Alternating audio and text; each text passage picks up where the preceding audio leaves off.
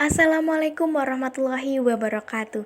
Halo teman-teman semua, salam sejahtera untuk kita semua. Shalom, Om Swastiastu, Namo Buddhaya, salam kebajikan, salam Pancasila. Perkenalkan, saya Ayunda Mahdalena Putri dengan NIM 21040254061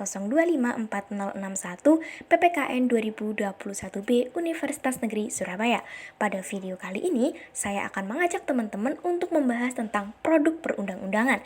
Yuk simak videonya sampai akhir. Tujuan pembelajaran kita diantaranya agar peserta didik mampu 1. Memahami definisi produk perundang-undangan 2. Menganalisis jenis dan hierarki produk perundang-undangan 3. Menganalisis fungsi produk perundang-undangan 4. Menganalisis materi muatan dalam produk perundang-undangan 5. Menganalisis asas-asas pembentuk produk perundang-undangan dan yang keenam, menganalisis implementasi produk perundang-undangan. Untuk memudahkan teman-teman, di sini saya menyajikan peta materi nih.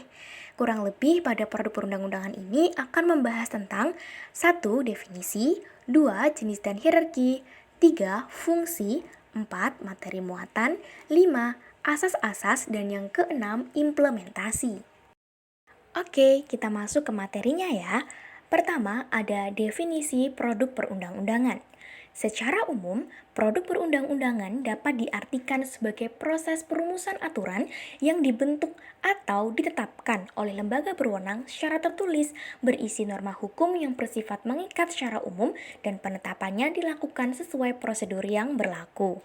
Sedangkan, menurut salah satu ahli yaitu Bagirmanan menyebut bahwa produk perundang-undangan dapat diartikan sebagai berikut, yaitu keputusan tertulis negara berisi petunjuk berperilaku yang bersifat memaksa, aturan tingkah laku yang berisi ketentuan hak, kewajiban, dan fungsi suatu tatanan, dan peraturan yang memiliki ciri-ciri umum dan abstrak yang berarti tidak mengatur peristiwa atau gejala konkret tertentu. Oke, masuk ke materi berikutnya, yaitu jenis dan hierarki produk perundang-undangan. Menurut Undang-Undang Nomor 12 Tahun 2011 tentang pembentukan peraturan perundang-undangan menunjukkan tata urutan yang dapat diamati pada gambar berikut, yaitu paling atas ada UUD 1945, kemudian TAP MPR, UU atau Perpu, Peraturan Pemerintah, Peraturan Presiden, Perda Provinsi, dan Perda Kabupaten atau Kota. Yang pertama ada Undang-Undang Dasar Negara Republik Indonesia tahun 1945, merupakan hukum dasar atau sering disebut konstitusi tertulis sebagai peraturan tertinggi dalam tata urutan perundang-undangan nasional. Artinya, semua jenis peraturan perundang-undangan di bawahnya harus bersumber atau berdasar pada Undang-Undang Dasar Negara Republik Indonesia tahun 1945. Yang kedua, ada Ketetapan Majelis Permusyawaratan Rakyat atau TAP MPR, merupakan putusan MPR yang ditetapkan dalam sidang MPR. Ada dua jenis putusan, yaitu ketetapan dan keputusan. Ketetapan adalah putusan MPR yang mengikat baik ke dalam maupun keluar majelis, sedangkan keputusan adalah putusan MPR yang mengikat ke dalam majelis saja. Yang ketiga ada undang-undang atau peraturan pemerintah pengganti undang-undang. Undang-undang merupakan bagian dari produk perundang-undangan yang dibentuk oleh DPR dengan persetujuan bersama Presiden. Sementara Perpu adalah produk perundang-undangan yang ditetapkan Presiden dalam hal ihwal kegentingan yang memaksa. Yang keempat, peraturan pemerintah merupakan produk perundang-undangan yang ditetapkan oleh Presiden untuk menjalankan undang-undang sebagaimana mestinya. Yang kelima, peraturan Presiden merupakan produk perundang-undangan yang ditetapkan oleh Presiden untuk menjalankan perintah peraturan perundang-undangan yang lebih tinggi atau dalam menyelenggarakan kekuasaan pemerintahan. Yang berikutnya ada Peraturan Daerah Provinsi atau Perda Provinsi, merupakan produk perundang-undangan yang dibentuk oleh Dewan Perwakilan Daerah Provinsi dengan persetujuan gubernur berkaitan dengan otonomi daerah dan tugas pembantuan.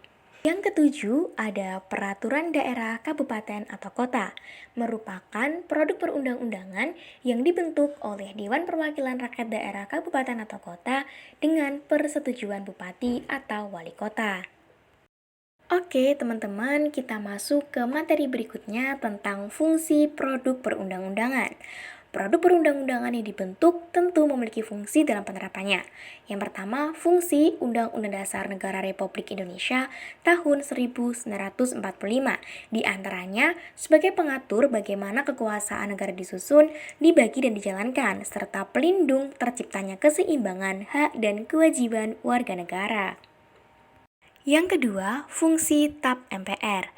Setelah amandemen Undang-Undang Dasar Negara Republik Indonesia tahun 1945, fungsi TAP MPR adalah sebagai landasan hukum bagi produk hukum di bawahnya selama ketetapan MPR tersebut masih dinyatakan berlaku. Yang ketiga, fungsi undang-undang atau peraturan pemerintah pengganti undang-undang. Di antaranya, menyelenggarakan peraturan lebih lanjut sesuai ketentuan yang tercantum dalam Undang-Undang Dasar Negara Republik Indonesia tahun 1945 yang secara tegas menyebutnya, dan pengaturan lebih lanjut dari pasal-pasal yang tercantum dalam Undang-Undang Dasar Negara Republik Indonesia tahun 1945. Yang keempat, fungsi peraturan pemerintah. Di antaranya, pengaturan lebih lanjut terhadap ketentuan yang terdapat dalam undang-undang yang secara tegas menyebutnya, dan menyelenggarakan lebih lanjut ketentuan dalam undang-undang yang meskipun tidak secara tegas menyebutnya. Yang kelima, fungsi peraturan presiden. Di antaranya, menyelenggarakan pengaturan secara umum dalam rangka penyelenggaraan kekuasaan pemerintahan, dan menyelenggarakan pengaturan lebih lanjut ketentuan dalam peraturan pemerintah yang secara tegas menyebutnya. Yang keenam, fungsi peraturan daerah provinsi, di antaranya menyelenggarakan lebih lanjut ketentuan yang terdapat dalam undang-undang, peraturan pemerintah, peraturan presiden, dan peraturan menteri yang secara tegas menyebutnya, serta menyelenggarakan ketentuan lebih lanjut berkenaan dengan penyelenggaraan otonomi daerah dan tugas pembantuan. Yang ketujuh, fungsi perda kabupaten atau kota. Di antaranya, menyelenggarakan lebih lanjut ketentuan yang tercantum dalam undang-undang, peraturan pemerintah, peraturan presiden, peraturan menteri, dan perda provinsi yang secara tegas menyebutnya, serta sebagai penampung keragaman daerah serta penyalur aspirasi masyarakat di daerah. Oke, teman-teman, sekarang kita masuk ke materi berikutnya ya, yaitu materi muatan produk perundang-undangan. Dalam setiap produk perundang-undangan terdapat materi muatan yang harus diatur di dalamnya. Yang pertama, materi muatan Undang-Undang Dasar Negara Republik Indonesia tahun 1945. Di antaranya, adanya jaminan hak asasi manusia terhadap warga negara dan ditetapkannya susunan kenegaraan yang bersifat fundamental. Yang kedua, materi muatan TAP MPR. Materi muatan TAP MPR yang masih diakui adalah materi ketetapan MPRS dan ketetapan MPR yang masih berlaku sesuai dengan pasal 2 dan pasal 4 ketetapan MPR nomor 1 tahun 2003. Salah satunya TAP MPRS nomor 25 tahun 1966 tentang pembubaran Partai Komunis Indonesia. Yang ketiga, materi muatan undang-undang atau peraturan pemerintah pengganti undang-undang. Di antaranya, perintah suatu undang-undang untuk diatur dengan undang-undang, dan pengesahan terhadap suatu perjanjian internasional tertentu. Yang keempat, materi muatan peraturan pemerintah. Materi muatan dalam peraturan pemerintah diatur pula pada Undang-Undang Nomor 12 Tahun 2011, berisi materi untuk menjalankan undang-undang sebagaimana mestinya. Yang kelima, materi muatan peraturan presiden. Di antaranya, materi sesuai yang diperintahkan oleh undang-undang dan materi untuk melaksanakan penyelenggaraan kekuasaan pemerintahan. Yang keenam, materi muatan perda provinsi. Materi muatan dalam peraturan daerah provinsi tercantum pula pada Undang-Undang Nomor 12 Tahun 2011 yang berisi materi muatan dalam rangka menyelenggarakan otonomi daerah dan tugas pembantuan, serta menampung kondisi khusus daerah dan atau penjabaran lebih lanjut dari peraturan perundang-undang di atasnya. Dan yang ketujuh, materi muatan perda kabupaten atau kota. Materi muatan dalam rangka menyelenggarakan otonomi daerah dan tugas pembantuan, serta untuk menampung kondisi khusus daerah. Oke, teman-teman, sekarang kita masuk ke materi berikutnya, yaitu asas-asas pembentukan produk perundang-undangan. Asas pembentukan peraturan perundang-undangan dapat diartikan sebagai dasar atau suatu yang dijadikan tumpuan dalam menyusun produk atau peraturan perundang-undangan. Yaitu yang pertama ada asas kejelasan hukum. Asas ini memiliki arti bahwa dalam setiap pembentukan produk atau peraturan perundang-undangan harus memiliki tujuan jelas yang hendak dicapai.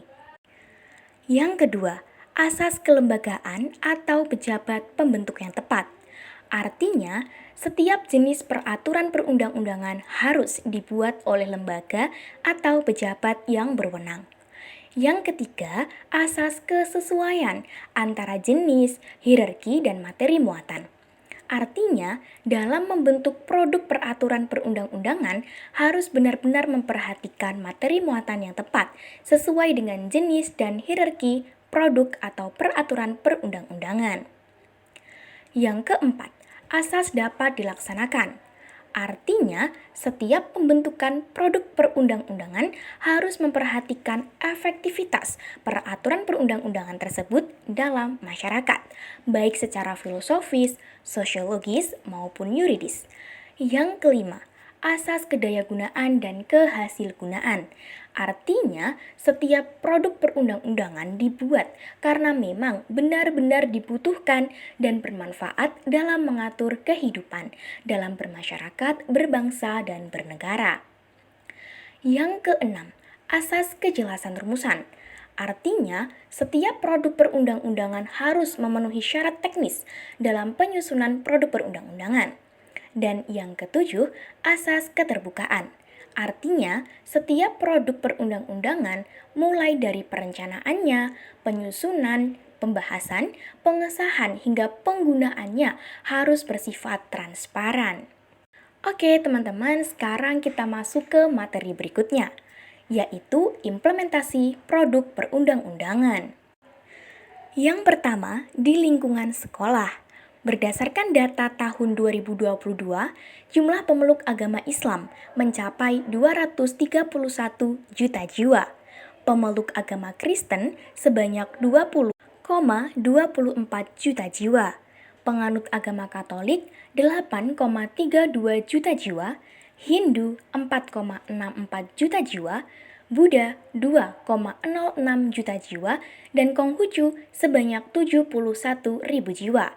Karena itu, penting menjaga toleransi dengan tidak membedakan teman di sekolah berdasarkan perbedaan agama sebagai implementasi pasal 29 Undang-Undang Dasar Negara Republik Indonesia tahun 1945 yang menjamin tentang kebebasan beragama. Yang kedua, di lingkungan masyarakat. Berdasarkan data tahun 2022, angka stunting di Indonesia mencapai 24,4%, melebihi batas standar yang telah ditetapkan oleh WHO, yaitu sebesar 20%. Menurut Kepala BKKBN, dari keseluruhan persentase tersebut, 23 juta diantaranya adalah balita. Karena itu, salah satu upaya yang harus dilakukan adalah melakukan sosialisasi kepada masyarakat tentang pentingnya asupan gizi. Hal ini juga sebagai bentuk implementasi dari Perpres Nomor 72 Tahun 2021 tentang percepatan penurunan stunting. Yang ketiga, di lingkungan negara. Berdasarkan data pada tahun 2022, Kemdikbudristek semakin gencar memberikan bantuan pendidikan KIP kuliah. Secara total, Kemdikbudristek telah mengalokasikan dana sebesar 2,5 triliun rupiah untuk KIP kuliah, meningkat dari tahun 2020 yang hanya 1,3 triliun rupiah. Penerima bantuan KIP kuliah mencapai 200 ribu mahasiswa baru. Hal ini sekaligus sebagai implementasi dari pasal 31 ayat 1 UUD Negara Republik Indonesia tahun 1945 yang menyatakan bahwa setiap warga negara berhak mendapat pendidikan. Nah, itu dia teman-teman materi yang dapat saya sampaikan.